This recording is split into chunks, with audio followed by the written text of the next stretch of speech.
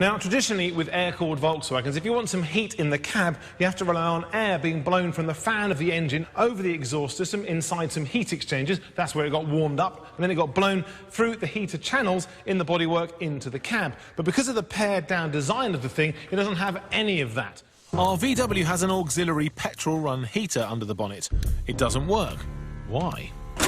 Now, the controls for this heater may seem a little unusual.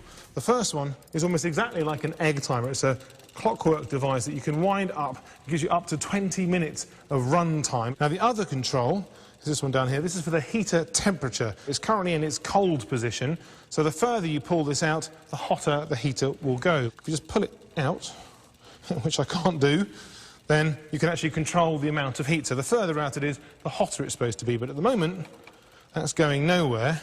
And of course, as you can hear, even though the clockwork's on, even though it's on position, the heater isn't actually working either. So clearly there's a couple of issues that need further investigation.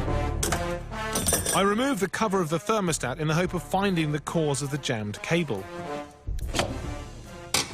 Aha. So what we seem to have here is some kind of thermostatic switch. You can see it's actually in the duct here that takes the hot air into the cab. So this little spring thing will be some kind of bimetallic strip. Our Bowden cable here that was jammed goes to this lever here, and that should, by the looks of it, move. So depending on what happens to that strip when it heats up, whether it coils up or uncoils, and on the end of that shaft you've got this little D-shaped cam. I'm looking at it, it doesn't seem to be working, but that's supposed, presumably, there we go.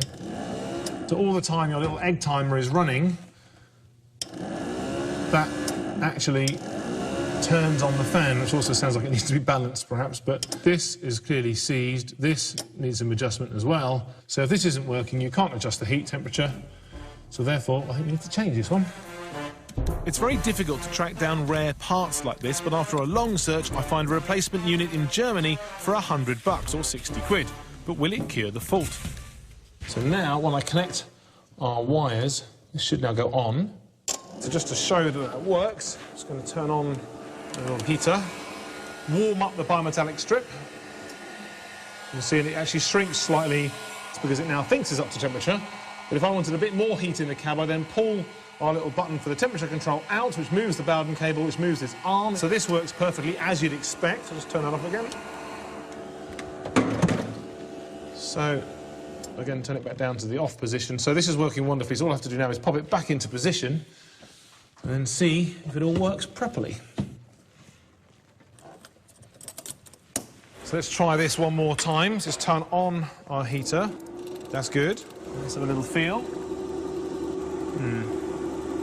I think I might have to check what else could be wrong, because at the moment, I'm getting nothing but cold.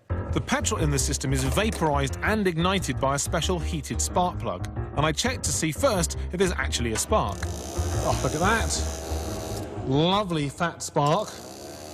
That's working a treat. We also notice there's no sign of any fuel actually on the plug. It's not wet in any way at all. I think probably the problem is something to do with our fuel supply. There seems to be no fuel coming through the lines at all, and that would explain why there is no heat. The fuel pump which sends the petrol to the heater is on the bulkhead behind the driver's side wheel. I connect up some power and see whether it does anything at all. Let's give it a go. Now I can hear kind of sparking noise, which means there's definitely load inside the pump, so it's trying to do something. It just happens to be seized. Either way, it's not doing what we need it to do, so we need a replacement. For another $100, the supplier of the thermostatic switch also managed to find me a second-hand pump. If this doesn't solve the issue, I'm running out of things to look at. OK, so now everything's back in place. Let's try it one more time. So on goes the timer. I can hear a kind of a faint thundery noise, which means it's actually burning fuel inside the chamber. So the next question is if we're getting any hot air at this end. Oh, look at that, I'm already getting a little bit of warmth coming out of the vent here. So that's it, we've cracked it. Smashing.